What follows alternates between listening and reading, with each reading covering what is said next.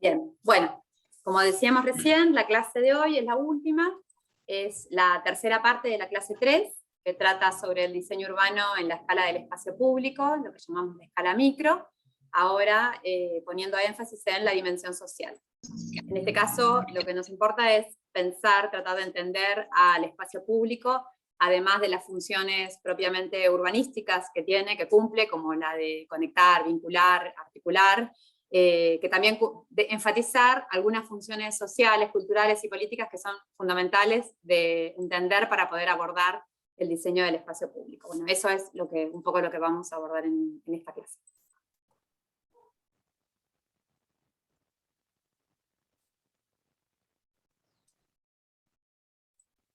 Está un poquito trabada. Bueno, de nuevo, el índice, para que les quede a ustedes cómo organizamos la presentación. 3 partes. La primera, en donde recuperamos la propuesta teórica metodológica de la materia, esta idea de entenderlo como el diseño urbano como el instrumento para intervenir en la configuración de la ciudad, desde la multidimensionalidad y la multiescalaridad. En segundo término, vamos a desarrollar casi todo el contenido de la clase, trayendo algunas expresiones de lo social en el espacio público que se constituyen en desafíos para el diseño urbano. No traemos todo lo que implica la dimensión social, sino algunos aspectos. En principio, la relación que tiene que ver con el espacio público y la ciudadanía, el espacio público vivido a través de experiencias diversas, en particular nos interesan los colectivos más vulnerables, como las mujeres, las infancias, los adultos mayores, y también el espacio público en relación a la accesibilidad. Estos son algunos temas de lo social que traemos para conversar sobre el diseño urbano en el espacio público. Y en último término, lo que vamos a destacar son, de nuevo, traer a la clase de hoy los ejemplos que vimos durante la cursada para verlos desde esta dimensión. Y bueno, enfatizar esta idea que venimos repitiendo clase a clase de que hacemos pequeños énfasis, pequeños paréntesis en cada uno de los ejemplos para trabajar una de las dimensiones, pero no pueden verse escindidas de las otras dimensiones. Así que de alguna manera, hoy vamos a completar esa perspectiva, esa mirada integral que valorábamos desde el inicio de las clases sobre cada uno de los ejemplos. Por supuesto con una mirada crítica, ¿no? Bien.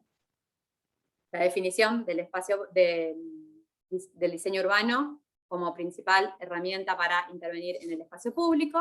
No me detengo porque esto ya lo vimos, sabemos de qué se trata el diseño urbano. También la idea de multidimensionalidad. En este caso, cuando estamos hablando de la dimensión social, que es donde estamos situados en la clase de hoy, bueno, nos interesa pensar que el diseño urbano, que el espacio público es una estructura que puede servir para la inclusión social. Esto lo recuperamos de la definición de Jordi Borja, ¿se acuerdan que vimos en la primera clase, en el primer encuentro? Y también nos interesa desde lo social ver cómo las distintas miradas de los distintos colectivos, de los distintos sectores sociales, pueden aportar a la problematización del mismo y a la producción. Esos son los énfasis que vamos a poner desde lo social en la mirada al espacio público. Bien, ¿se acuerdan? Esta lámina ya la venimos repitiendo clase a clase. Hoy nos centramos en esta dimensión. Bueno, cuando hablamos del diseño urbano desde la perspectiva social, implica considerar comportamientos de la población, comportamientos diferenciales por sectores sociales, por grupos etarios, sus problemas, sus necesidades, sí, nada. Bueno, eso, ¿no? Situar, mirar a la sociedad, no se trata más que de eso. Como decía, los énfasis que vamos a poner en esta clase son la relación del espacio público con la ciudadanía, en tanto entendemos que el espacio público es el ámbito en donde se puede ejercer en forma colectiva esa ciudadanía, porque es el ámbito de la movilización, porque es el ámbito de la participación social también en forma colectiva para poder transformar a los distintos temas de la sociedad, pero también al propio espacio público, y porque también el espacio público es un ámbito de construcción de identidad, de reproducción de la cultura y de valoración del patrimonio. También cuando decimos que nos interesa pensar al espacio público desde experiencias diversas, entendemos que por grupos etarios, por etnias, por niveles socioeconómicos, tienen distintas expectativas, distintas aspiraciones para poder materializar esas experiencias en el espacio público, bueno, planteamos la necesaria consideración de estas experiencias diversas, en la necesidad de conocerlas para poder abordar el diseño del espacio público.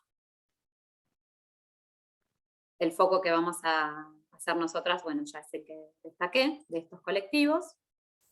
Y en último término, vamos a tratar de pensar el espacio público desde la accesibilidad para distintas condiciones, tanto físicas como etarias, como de grupos sociales, tanto sean transitorias o permanentes, pero pensar en el espacio público también desde el punto de vista de la accesibilidad.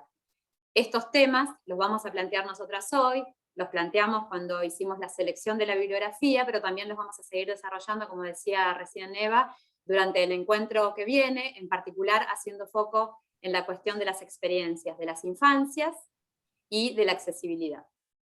Después, si quieren, vemos el detalle de quiénes son los invitados, y bueno, avanzamos sobre eso. Con respecto al tema de la ciudadanía, el primero que planteamos es la idea de la movilización. De nuevo recuperando a Borja, ¿no? El espacio público es el ámbito por excelencia de la movilización colectiva. Es el lugar de cambio histórico, dice Borja, es el lugar en donde los cambios históricos suceden, en donde se materializan, en donde se conquista el poder o se está en oposición al poder, pero también es el lugar donde se conquistan los derechos. Ustedes saben que, por ejemplo, piensen en las últimas movilizaciones que hemos tenido en nuestros espacios públicos, la lucha por la educación, ¿no? Por sostener la educación pública, la lucha por el aborto, por los derechos de las mujeres, por el trabajo, todos ellos han tenido una gran manifestación y han podido discutirse sobre esos temas porque estuvieron en el espacio público. Fíjense la importancia que tiene el espacio público en tanto lugar de conquista o de derecho o de discusión sobre estos temas sociales. También fíjense en el candelero ahora, ¿no? La discusión sobre el propio espacio público en el mismo espacio público, ¿no? Con las movilizaciones que hay en torno a las intervenciones en la costanera de Buenos Aires, también el espacio público está en discusión en el mismo espacio público. Y también es el lugar, dice Borja, en donde la sociedad, que es muy desigual, también da cuenta, deja ver estas desigualdades, y esa expresión de las desigualdades es la que acerca también a la transformación, ¿no? Si las desigualdades no se ven, no se pueden transformar. Y son visibles, son muy visibles en el espacio público, entonces también es importante en ese sentido, ¿no? Como ámbito de materialización de la propia ciudadanía. Todas citas de uno de los autores que tenemos en la bibliografía, que es Jordi Borja. Bueno, el otro de los temas que destaca este autor y que a nosotros nos interesa destacar desde la dimensión social es la cuestión de la participación. Entendemos y coincidimos con estas propuestas que es importante incluir a distintos colectivos y personas en los procesos de toma de decisiones, tanto para conocer las problemáticas que tiene el espacio público, como también para poder discutir sobre cómo se transforma, cuáles son los programas, digamos, qué recursos se pueden destinar para poder construir el espacio público. Todo eso se puede hacer si hay participación. Y bueno, por supuesto que nos parece que es muy importante que la participación sea accesible para todos los colectivos sociales y también accesible para los sectores que tienen menos representación. Entonces también hay que hacer un esfuerzo en que esté la participación, pero también la participación en términos cualitativos, escuchando a quienes no pueden, no tienen las mismas ventajas que la totalidad para poder hacerse escuchar sobre cuáles son sus limitaciones y expectativas respecto del uso del espacio público. Las fotos son de un caso que presentamos acá en las clases teóricas, el caso de Moravia. Las dos fotos tienen que ver con una resistencia que se está dando ahora, en este momento, en relación a una propuesta de intervenir sobre esa urbanización, en ese basural, recuerdan el caso, en donde quieren hacerse un proyecto de renovación urbana, y bueno, justamente está muy movilizado este sector de Medellín a partir de defender el espacio público y de que ese espacio público pueda ser para los colectivos que participaron en origen del proyecto de urbanización del Cerro de Moravia. Bien, el otro de los temas que entendemos que es importante destacar en el espacio público es el de la identidad, de la cultura y del patrimonio. ¿Por qué? Porque en el espacio público se debe permitir el ejercicio de la memoria, de recordar y ser recordado, dice Borja, es una responsabilidad de las instituciones, es una responsabilidad social hacer posible el ejercicio de la memoria, el ejercicio de la identidad, el ejercicio de la cultura, no entendiendo a la cultura como una expresión de la erudición de la población, sino de las costumbres, de las distintas lógicas y el reconocimiento de que hay distintas culturas. También Borja habla de la idea de memoria colectiva, y que la memoria colectiva se construye, a diferencia de las memorias individuales, y se manifiestan en el espacio público. Por ejemplo, las tradiciones, las fiestas, las conmemoraciones, la posibilidad de compartir emociones en conjunto en el espacio público tienen que ver con la construcción de esa memoria colectiva. Entonces también tiene que posibilitarse en el espacio estas cuestiones, y por supuesto tiene que estar en la cabeza del diseñador de pensar estas posibilidades. Concretamente, tiene que ver con cuidar el patrimonio edilicio, el patrimonio urbano, también permitir las conmemoraciones, estas fiestas, estas posibilidades en términos dimensionales, pero también programáticos. Muchas veces nosotros acá hemos remarcado la idea de que es necesario la gestión del espacio público, y justamente la organización de estas fiestas, de estas conmemoraciones, de estas reuniones, también son parte del pensar el espacio público. El arquitecto no solamente piensa en términos de materialidad del espacio público, sino también participa en la gestión, y esto tiene que ver con, desde lo programático, pensar también el espacio público, ¿no? No es un espacio vacío, también hay que gestionarlo, hay que dar lugar a las manifestaciones para poder pensar en estas manifestaciones identitarias, culturales, contemporáneas. Bien, piensen, por ejemplo, en los momentos en donde no hubo democracia, justamente en los momentos en donde hemos tenido dictaduras, no solamente nosotros, en Latinoamérica, en Europa también. Justamente un ámbito de actuación de los grupos militares han sido los espacios públicos, porque tenían que ver con esto, ¿no? Con las manifestaciones, con la participación, con la reproducción de la diversidad de las culturas. Por eso es importante también pensarlo desde esta dimensión, y sostenerlo y pelearlo. Bien, otro de los temas que adelantábamos recién, que nos interesa destacar, es esta idea de que no todos transcurrimos por las mismas experiencias en el espacio público, no todos usamos de la misma manera al espacio público.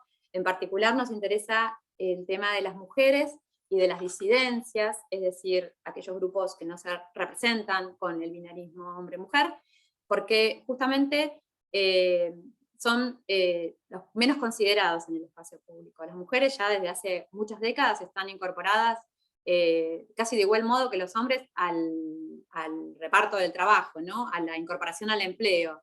Y no necesariamente la ciudad ha reconocido todo lo que implica que la mujer se haya incorporado al empleo de igual forma que el hombre. ¿Por qué? Porque la mujer se incorporó en un 100% al empleo, de la mano del hombre, pero sigue sosteniendo tareas en lo doméstico que hacen que ellas tengan una doble carga de trabajo que tiene lugar en la ciudad, tanto en el ámbito productivo como en el ámbito reproductivo, la vivienda, los espacios sociales, y eso constituye que tenga una relación con la ciudad, una forma de uso de la ciudad que no es la lógica de ir del trabajo a la casa, de la casa al trabajo. Esa idea de doble carga de trabajo que tiene la mujer en la ciudad, de doble carga y de cadena de tareas, esa idea que dice Madariaga, es importante considerar cuando se piensa en el espacio público.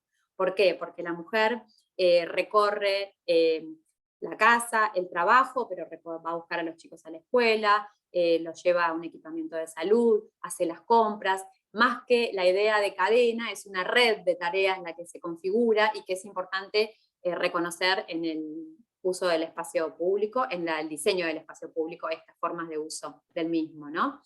Y también las mujeres son las que, aparte de esta cadena de tareas que dice Madariaga, tienen muchas veces personas dependientes a su cuidado, como adultos mayores, discapacitados, que hace que también incorporen otras cargas a sus tareas cotidianas, no solamente del empleo, no solamente del ámbito reproductivo de la propia familia. Entonces hay que considerar en el diseño urbano las distintas posibilidades que tienen de acceder a los bienes y recursos de la ciudad, y que tienen demandas espaciales específicas y diferenciadas por grupo.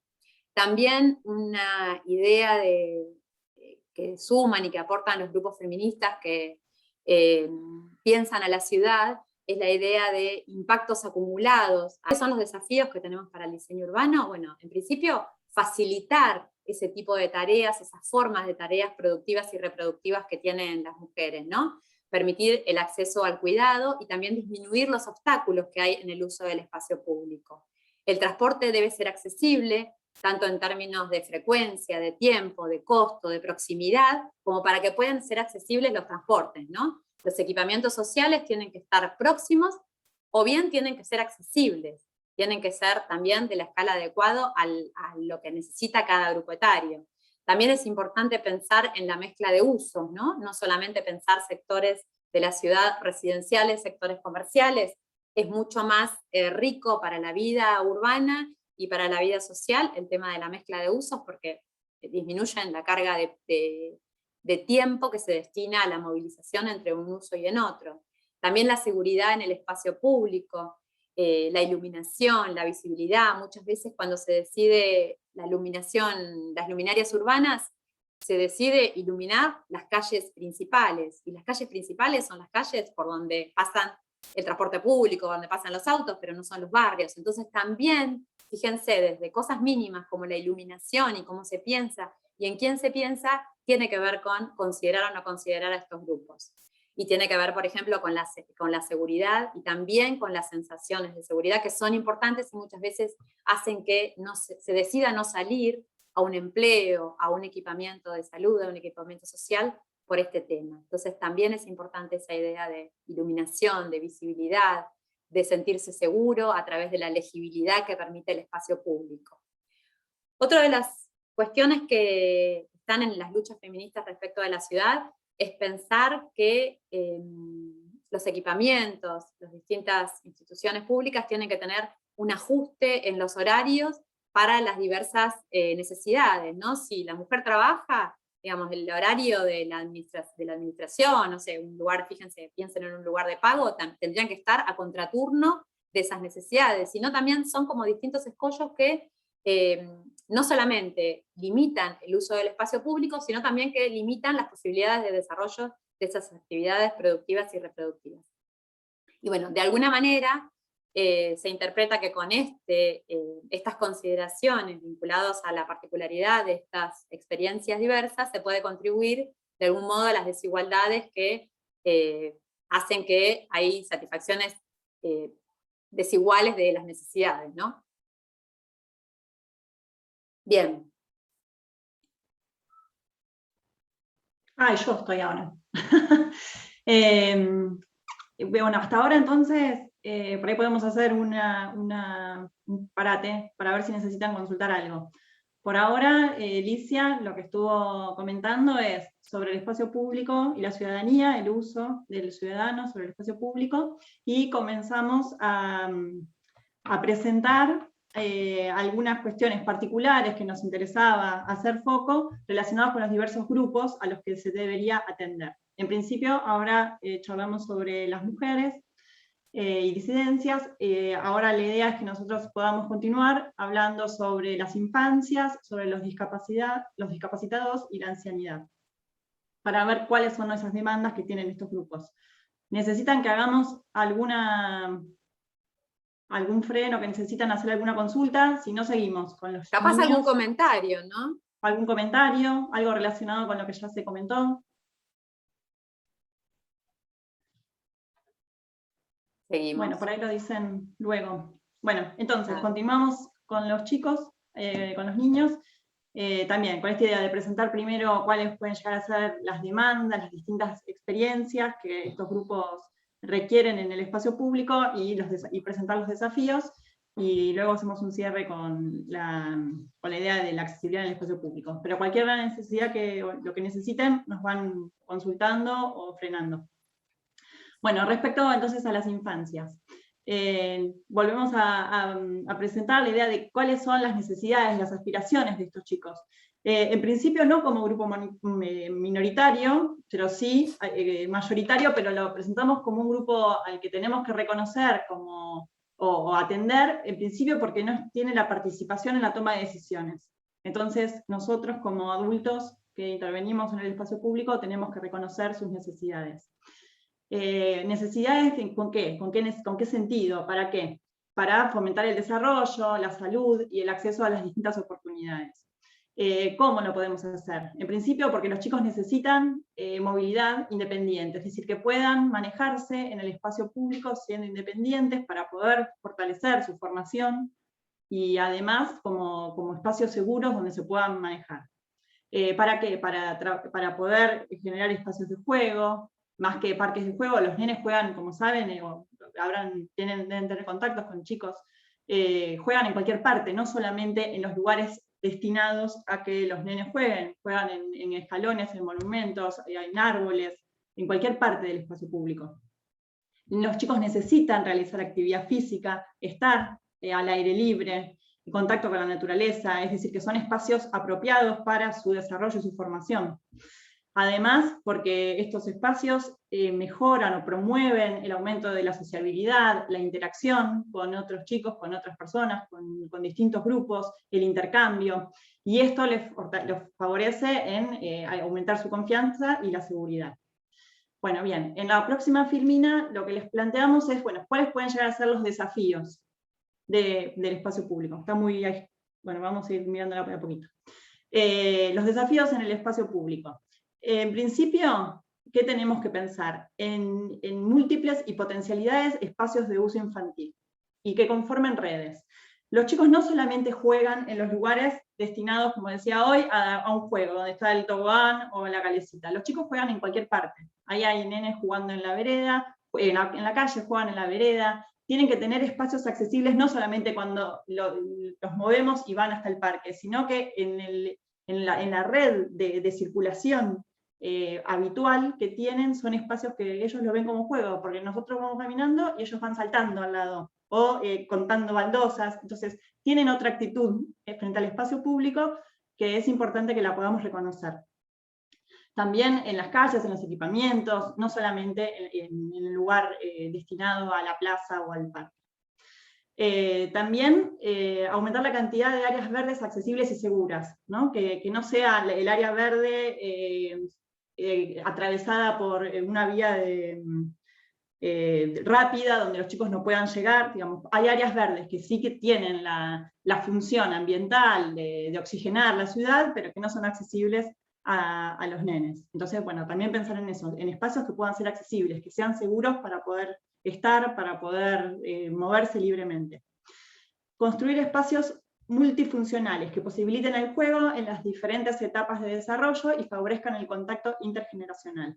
Bueno, tiene que ver más o menos con esto que hablábamos, ¿no? Esta idea de posibilitar el juego en cualquier lado, digamos, para los distintos grupos. Hay nenes que van a estar, no pueden distanciarse de sus padres porque son muy chiquititos, entonces tienen que estar a la vista y tienen que ser lugares que sean seguros porque no pueden llevarse cosas chiquitas a la boca. Hay otros nenes que van a tener más libertad, entonces tenemos que pensar en espacios en que los nenes se sientan seguros y no se pierdan, que no se desorienten, que puedan tener visuales largas a algún adulto que los pueda cuidar. Y hay otros lugares, por ahí los chicos más grandes, que necesitan espacios de reunión. Ustedes mismos se acordarán y lo irán viviendo en su memoria, ¿no? A medida que van avanzando, usan el espacio público de distintas formas. Entonces, bueno, también es importante poder ir reconociendo esas diferentes, ponerse en el lugar del usuario y ir reconociendo esas distintas demandas. Sobre todo porque todos atravesamos esta idea de ser niños, entonces podemos ir, o tenemos niños cercanos, entonces podemos ir reconociendo esas necesidades. Posibilitar actividades familiares gratuitas que permitan el uso del espacio por tiempos extendidos. ¿Sí? Pensar en eso, en que el espacio público pueda ser concurrido por toda la familia con actividades. Para eso necesitamos espacios estancos que propician y que den posibilidad al desarrollo de esas actividades. El espacio público, como ustedes saben, no es que tiene horario de entrada y salida, se puede usar durante todo el día, no es lo mismo que si van a un espectáculo o lo que fuera, que tiene un horario reducido. Entonces, bueno, tenemos que pensar en cuáles pueden ser esos espacios de uso. Dotarlas de seguridad al espacio público, sobre todo, bueno, en la iluminación, visibilidad, legibilidad, permeabilidad, esto que les decía, que los nenes se sientan cómodos, se sientan protegidos, que no se lastimen. y que además no se pierdan esa idea de legibilidad, de que haya señalización, que puedan encontrar en el espacio público señales claras de dónde están. Y también el mantenimiento es importante, como todos los espacios públicos, ya lo hemos charlado al momento de hablar sobre la materialidad. También pensamos que puede ser una posibilidad la utilización de los equipamientos en horarios fuera del horario laboral. Por ejemplo, que, no sé, la plaza de acceso a una escuela también pueda ser usada durante los fines de semana, o los estacionamientos que también puedan ser usados cuando no hay, no sé, de una oficina, cuando no hay gente trabajando, para que sea un lugar para que anden en patineta, o en skate, o en bicicletas, ¿sí? Como diversificar las posibilidades de uso. Y también, por último, esto de limitar las velocidades de la marcha de automóviles, los estacionamientos en áreas demarcadas, para eliminar peligros, para que los chicos se sientan seguros y los padres también. Bueno, hablemos ahora un poco sobre otro de los grupos que nos interesaba prestarles atención, que eran los adultos mayores y las personas con discapacidad. Los pusimos un poco en la misma bolsa porque, si bien, bueno, la discapacidad puede ser desde el inicio de la vida, como una patología congénita, o puede ser adquirida con el tiempo, muchos de los adultos mayores, a medida que va transcurriendo el tiempo, van adquiriendo, en algunos casos, algún tipo de discapacidad que les dificulta o a escuchar, o a ver bien, o a moverse en el espacio público. Entonces, muchas veces tienen muchas dificultades en común.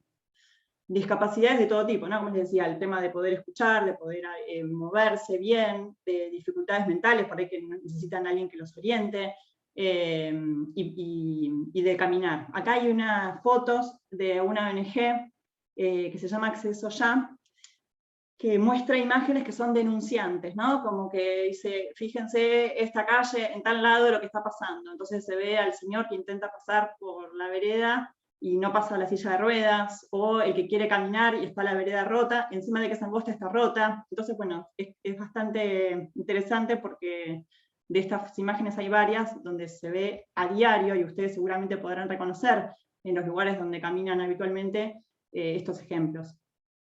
Y en este caso también nos parecía que, si bien son un grupo que puede llegar a ser minoritario, se suma o se incorporan también en esta situación las personas con discapacidades transitorias. Y ahí entramos muchos de nosotros, porque muchos podríamos haber estado embarazadas y la situación hace que sea más dificultosa, por lo menos el movimiento en los últimos meses, y también con lesiones transitorias.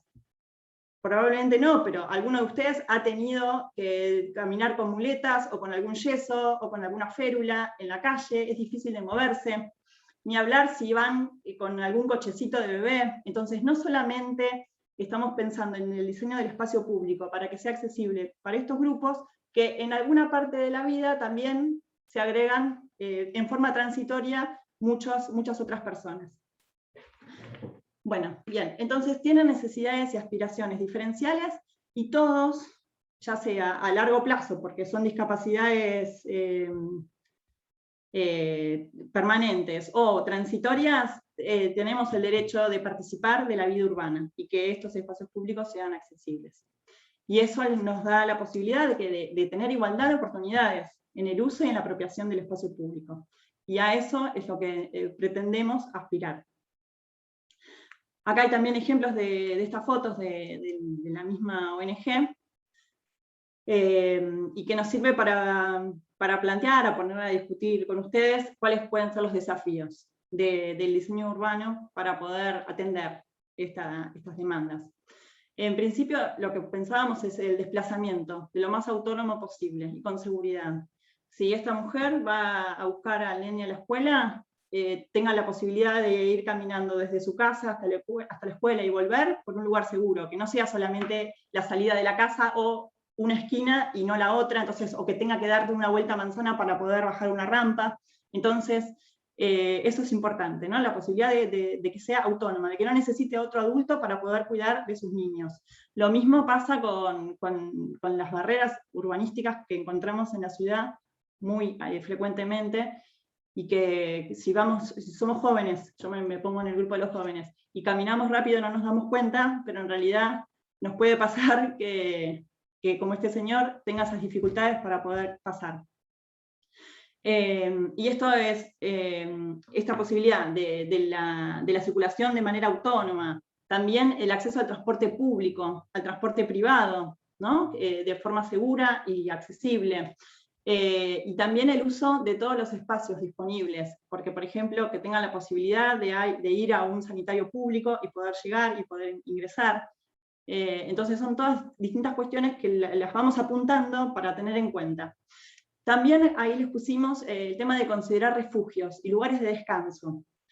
Porque ustedes harán, no sé, desde su casa, cuando iban a la facultad, capaz, caminando 1 kilómetro, 2 kilómetros, y no pasa nada, y capaz que iban con la maqueta o con el tablero y se las arreglan, pero una persona que no puede caminar con la misma capacidad que pueden tener muchos de ustedes, necesita espacios de descanso. Entonces también pensemos que si armamos recorridos peatonales, puedan tener lugares para sentarse, para que una persona adulta mayor o alguien con discapacidad tenga posibilidad de descansar a mitad de camino y después hacer la segunda parte del recorrido que le falte. Y también refugios, pensando en los días de lluvia, porque si se larga a llover, por ahí muchos salimos corriendo hasta llegar a la parada del colectivo y nos mojamos un poquito, pero el que tiene que caminar con algún apoyo, alguna dificultad, no va a poder. Entonces también pensar en algunos refugios, o por el tema de calor, o por el tema de lluvia, que sean con frecuencia en esos recorridos lineales que podamos pensar, para poder atender a estas personas que no puedan recorrer las largas distancias o apurarse en caso de lluvia. Bueno, que la configuración sea clara y acotada, no pensar en, por ahí, si tienen que ir de un lugar al otro en caminos sinuosos, bueno, que tengan la alternativa del que no puede caminar mucho, vaya de manera directa. La limitación al tránsito, al tráfico, ¿no? Al tráfico rodado, el favorecimiento del peatón, que las personas que puedan ir caminando caminen de manera segura. Y bueno, relacionado con esto, con la seguridad en el espacio público, de nuevo pensando en la iluminación, en la visibilidad, en la legibilidad, en la señalización, en el mantenimiento. Pensemos también en las personas que no escuchan, entonces que es importante que haya distancia respecto al tránsito vehicular, porque por ahí si te llegás a escuchar te corres, pero si está muy cerca y no lo escuchás, están como más expuestos a este peligro. También la señalización para los que no ven. Entonces, pensar, bueno, ya conocerán, pero que existen soldados con distintas texturas que de alguna forma les da legibilidad del espacio público para las personas que no pueden ver. Bueno, distintas cuestiones que nos parecía ir apuntando que son importantes para considerar. Esta es otra foto, esta es una foto del Paseo del Bajo, que uno de los chicos el año pasado nos decía, yo fui en bicicleta y no podía manejarme con la bicicleta porque no me podía, teníamos unas escalinatas que están muy buenas, que están pensadas como el lugar de relación entre el centro, donde está la plaza principal, y Puerto Madero. Hay una relación muy interesante, espacial, y también escalinata para poder estar, para poder sentarse, pero no está resuelto la accesibilidad para las personas que puedan llegar a tener dificultad. Y no solamente la dificultad de la silla de ruedas, sino, digamos, no de las personas que puedan tener alguna discapacidad, sino de los que están sanos. Una pareja sana que está paseando a su hijo tiene problemas para bajar con el cochecito. Otro chico muy sano que sale en bicicleta a pasear también tiene dificultades. Entonces, incluye esta idea de la accesibilidad a un grupo mayoritario del que siempre pensamos que es para la minoría. Ahí que pusimos, posibilidad que tenga una persona o no, con o sin problemas de movilidad o percepción sensorial, de entender un espacio, integrarse e interactuar en él. De eso se trata la accesibilidad, ¿no? De poder interactuar con el espacio. Y una de las cuestiones que a nosotros nos parece importante destacar, que la extrajimos de un manual de accesibilidad que hizo el Colegio de Arquitectos. Los autores son arquitectos conocidos, por ahí han sido docentes de ustedes, Aprea, Cheró, Canciani, Jensen, hablan de esta idea de cadena de accesibilidad. Es decir, un poco lo que les planteaba recién. Pensar en que la accesibilidad no se trata solamente de generar una rampa en una esquina y lo resolvimos, sino de resolver todo el recorrido desde el punto de origen, que es de donde sale la persona, por ejemplo, desde su casa, hasta el punto de llegada, que puede llegar a ser el trabajo, la escuela, el comercio del barrio. Entonces, hay que resolver que no haya barreras arquitectónicas en la edificación, y tampoco que haya barreras en el espacio público, y que también que puedan tener posibilidad de acceso al transporte público. Es decir, que toda la cadena, de todo ese recorrido, esté resuelto. Y por último, bueno, esto que les decíamos, viabilizar los derechos y proponer las transformaciones necesarias que aseguran una verdadera ciudad accesible. Esto lo dicen también en este manual, ¿no? Con una idea de que generar accesibilidad se trata de viabilizar derechos, ¿sí? Para que todos puedan tener y ejercer los mismos derechos en el espacio público. Y hablan de algunos principios básicos, que también los tienen en la bibliografía para desarrollar y para ver con mayor precisión. Estos principios hablaban de igualdad de usos, ¿no? Para todas las personas, la flexibilidad de usos, también la sencillez y comprensión intuitiva, es decir, esto que les decía, las personas que no escuchan o que no ven tienen que tener la misma posibilidad de comprender cómo es el espacio para poder organizarse y moverse de manera independiente.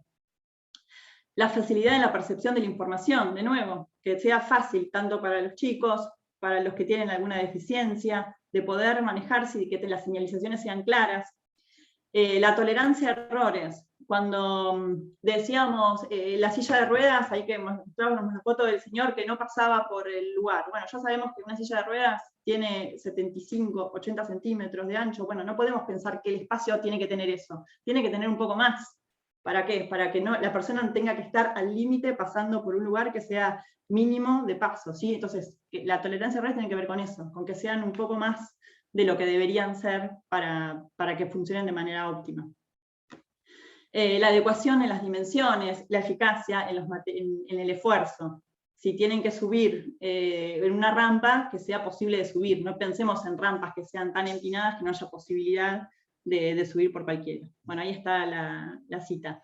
También tengan en cuenta que la clase que viene, en la mesa que estamos organizando, va a participar una de las autoras de ese manual, Tania Cheró, que bueno, ella va a profundizar mucho mejor que yo, esto que les estábamos comentando, y le va a dar mayor precisión a este estudio que se hizo desde el colegio.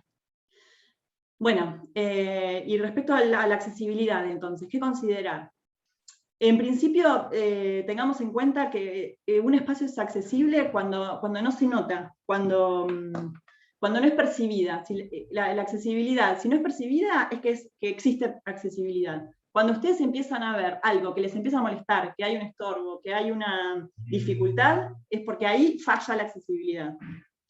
¿Por qué? Porque hay una subida que me resultó muy empinada y entonces me hace difícil llegar. Entonces, bueno, si voy con mi mamá, que ya está grande, no la voy a hacer pasar por acá. Entonces ahí ya empieza a haber algún signo en donde empiezas a prestar atención que deja de ser accesible.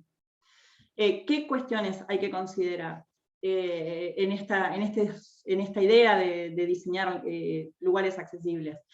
El mobiliario urbano, ¿no? Que los bancos sean accesibles, que los kioscos de revistas, no pensemos en kioscos de revistas altos donde todos puedan llegar, porque por ahí alguno no llega, en que sean de nuevo claros, la señalización también de los refugios, y bueno, la señalización vial, que estén iluminados, que sean lugares visibles, que haya también señalización auditiva, táctil o visual, que las condiciones del terreno y los solados también sean adecuados para propiciar esa accesibilidad. Respecto a la humedad, porque por ahí son suelos que se resbalan cuando llueve o cuando hay humedad, entonces por ahí dificulta la caminata para las personas que tienen alguna dificultad. La temperatura, por ahí hay suelos que levantan mucha temperatura, entonces hace difícil los recorridos largos en los días de verano. La fricción ejercida entre el material, porque recuerden también que hay mucha gente que puede ir o con sillas de rueda o con bastones, entonces si no resbala bien es muy difícil. Bueno, todos estos materiales están estudiados y ya hay, digamos, como establecidos y sistematizados cuáles pueden ser para cada cosa. Por el tema de también que sean antideslizantes, cuáles materiales pueden ser útiles para las pendientes. También pensar, como les decía, en el acceso al transporte público, en cómo llegar a las paradas, al ingreso, al transporte, y también en estacionamientos accesibles, porque todos los equipamientos o los edificios públicos que hagamos, los tenemos que pensar para que las personas puedan llegar en el auto y tengan posibilidades de circular. Bien, no sé si nos quedaba algo más. Bien, bueno, y acá estaríamos como con el cierre, que lo pensamos con Licia de alguna forma en reconocer de nuevo la cita de uno de los autores que nos viene acompañando desde el inicio, pensando como el espacio público debe concebirse como un instrumento de redistribución social, de cohesión comunitaria, de autoestima colectiva. Entonces, pensar esto, que el espacio público es el espacio que tiene que acoger los diversos usos sociales de la sociedad, en la ciudad. Entonces, pensemos en los distintos colectivos, en los distintos grupos sociales, y acá les pusimos que esta realidad física que aborde el diseño urbano, si bien pensamos que el diseño urbano es el instrumento, ¿no?, para actuar en la configuración, en el espacio, en la realidad física de la ciudad, lo debemos pensar también reconociendo las diferencias que hay entre los distintos grupos sociales, que nos sirva también para reforzar las distintas identidades, permitir la expresión de los movimientos sociales, permitir los intercambios y asegurando el acceso igualitario al espacio público.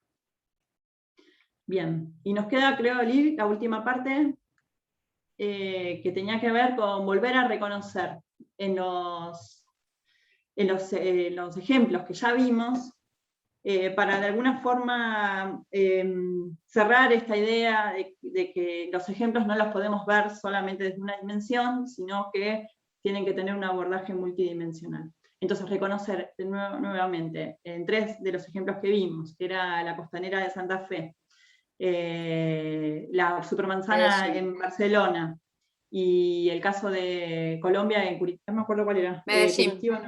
Medellín. Los distintos, la dimensión social que también se reconoce en estos ejemplos. A los casos los habíamos traído porque en los 3 casos hay propuestas para la totalidad de la ciudad, hay una propuesta en términos de planificación urbana, si se quiere, pero también hay una propuesta de diseño urbano que pueda reconocerse en una escala macro. En los 3 casos hay proyectos estratégicos para la ciudad, en los cuales el diseño urbano es una componente importante para poder materializar a esos proyectos estratégicos, ¿no?, una herramienta que incide en la configuración de esos proyectos urbanos. Y en los 3 casos hay tenemos la posibilidad esta que decía Eva, ¿no?, de tener una lectura clara de las 3 dimensiones para mirar al diseño urbano. En el caso de Rosario, bueno, no vamos a destacar lo que ya vimos, la importancia del abordaje de lo ambiental, de la configuración. En este caso, vinculado a lo social, lo traemos porque entendemos que aporta a la ciudad de Rosario los distintos proyectos, ¿no?, a la intensidad de actividades en el uso sobre la costa. Esto es parte del Parque España, esto es la costa del Paseo del Caminante. Me voy para atrás en lugar. Esto es el Jardín de los Niños, ¿no? Intensa la actividad que se propone sobre la costanera y diversa. Fíjense en los 3 ejemplos, totalmente diferentes y a la vez complementarias. Hay una propuesta concreta de actividades para usar ese espacio, ese nuevo frente urbano sobre el río que se genera. Y también dar la posibilidad de acoger a distintos colectivos. Fíjense, las infancias, las familias, las juventudes, usando intensamente ese espacio público. También hay un aporte importante a la construcción o reconstrucción de la identidad ciudadana sobre la pertenencia del río, ¿no? Esto ya lo hablamos en los casos anteriores. También hemos visto en el caso de Rosario un peso importante en la recuperación del patrimonio construido, vinculado a las actividades portuarias, vinculadas a las actividades ferroviarias que están sobre la costa. Estas fotos no la tienen, ¿no? Pero hay también una propuesta muy importante relacionada con la construcción del espacio público de la protección del patrimonio. En este caso, es el caso de la Supermanzana de Medellín, lo mismo. Eva, seguramente vos podés destacar. Sí. En realidad lo que le queríamos mostrar era, bueno, ya lo habíamos hablado desde lo ambiental y desde lo espacial también, como esa recuperación o la distinta funcionalidad de la red vial, pero lo que nos importaba mostrar acá era el uso diferenciado que había en cada una de esas calles. De nuevo propiciando el encuentro social, la relación con el vecino. Les contábamos también cuando habíamos visto esto el año pasado, que nos pusimos a leer publicaciones, revistas, y la gente, las repercusiones que había tenido la obra, y la gente decía, bueno, pero ahora sé quiénes son mis vecinos, porque también propiciar el espacio público hace que vos te encuentres con el de al lado, con el de la esquina, con el de la vuelta, que de la otra forma, o el de arriba, no sé, o el de abajo. Entonces también es eso, es encontrarse con las personas que están casi conviviendo en un mismo barrio y que no hay forma de encontrarse, bueno, propiciando estos espacios de encuentro, de intercambio. Y también para los distintos grupos sociales, ¿no? Porque estaban las actividades para los chicos, actividades para los adolescentes o para los más grandes, actividades para distintos grupos etarios, y siempre pensando en espacios accesibles. El otro de los casos es Medellín, que en Medellín trajimos, no trajimos un solo caso, trajimos varios. Este es la avenida Carabobo, que ¿se acuerdan que lo vimos cuando hablamos de la dimensión físico-espacial? Pero también vimos el caso de Moravia en lo ambiental y vimos los corredores verdes. Bueno, en este caso el uso intenso que se propone a la calle al trasladar en un rol más secundario al tema del auto, y jerarquizar el espacio público y lo peatonal es justamente un uso mucho más intenso de la calle.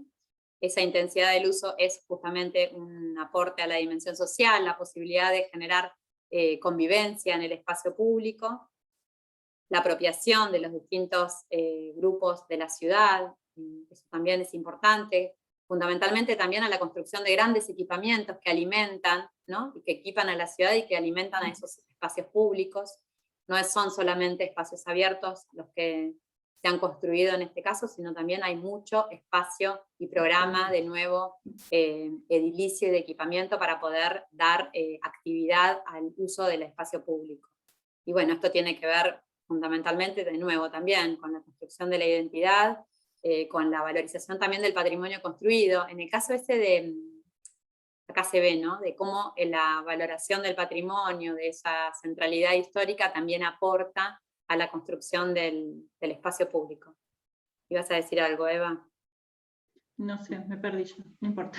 Bien, bueno, no, los mismos valores, ¿no? El tema de la intensidad de los usos, de la posibilidad de construir legibilidad en los espacios públicos. Fíjense el antes y el después, en este caso, en una de las calles principales de estos barrios que fueron urbanizados.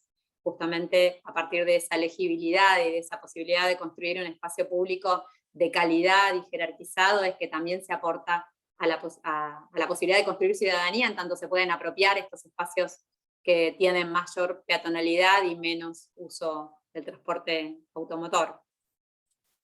Pero fíjense también ahí el detalle, ¿no? Lo que decíamos, esa linealidad que había en la calle, ¿no? Como un gran corredor peatonal, empieza a tener el equipamiento con el lugar de descanso. Cuando cruza con la calle perpendicular, llega al mismo nivel, entonces es el auto el que sube de alguna forma esa lomadita para pasar por la otra calle, pero la vereda mantiene el mismo nivel, entonces de esa forma facilita la circulación para el que viene con un cochecito, para el que viene con una silla de ruedas, para el que viene con un bastón.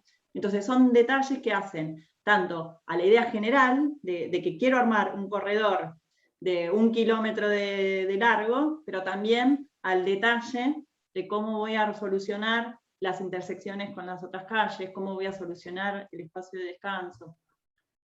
La vegetación ahí también se ve como que está recién puesta, ¿no? Pero seguramente sí, esos árboles en algún momento crezcan y den espacios de sombra. Un poco de sombra. Me parece que también a la luz de la instancia en la que están las y los estudiantes ahora pensando en el diseño urbano de sus sectores de arquitectura o los ámbitos que eligieron, sirve volver sobre los ejemplos para pensar en términos integrales las propuestas, ¿no? Que hay idea fuerza, que hay lineamientos para el diseño del espacio público, y si bien por ahí nos vamos a detener en pensar algunos sectores en la materia, ¿no? Como mayor desarrollo que les vamos a pedir para las 3 dimensiones, tiene que haber ideas que justifiquen por qué hago una cosa y no la otra. Me parece que sirve volver a los ejemplos también para eso, ¿no? Para lo que están pensando ahora. Y también creo, chicas, que me parece que sirve para ahora que estamos al final, poder criticarlos y pensar que no son modelos, sino que son casos, Sí. y que de la misma manera que les planteamos que se sitúen sus intervenciones, no son ejemplos que queremos que repliquen en parcialidades, sino que también son criticables todos, que seguramente hay procesos de gentrificación, que hay vigilancia, incluso hay hasta modelos por ahí arquitectónicos objetuales que uno podría criticar. Seguramente si nos sentamos a criticarlos tenemos un montón de cosas para decir, se destacan algunos aspectos, está buenísima la crítica que podamos hacer, nunca para nosotras son modelos, sino que son casos que los ponemos a la luz de estas distintas dimensiones del diseño urbano para poder pensar en la relación esa entre las múltiples dimensiones y la mirada situada en relación a las problemáticas. No podemos intervenir en los casos si no hay problematización de cada uno de los sectores en los cuales se interviene, que esa es otra de las cuestiones que veíamos en sus primeros avances, ¿no? Para poder proponer algo tiene que haber un problema. Entonces, bueno, volvamos a los casos en ese sentido. Y también me parece que está bueno volver a los casos para pensar que el urbanístico, el diseño urbano, lo estamos pensando en términos de configuraciones, de materialidades, en relación a las otras dimensiones, pero también como proyectos políticos, si se quiere, o de ideas que hacen a la transformación. Si no hay ideas concretas, o ideas fuerzas, o ideas así en términos de proyectos, es muy difícil abordarlo. Entonces también creo que les sirve para eso. Y también la idea esta de gestión que necesita el espacio público, ¿no?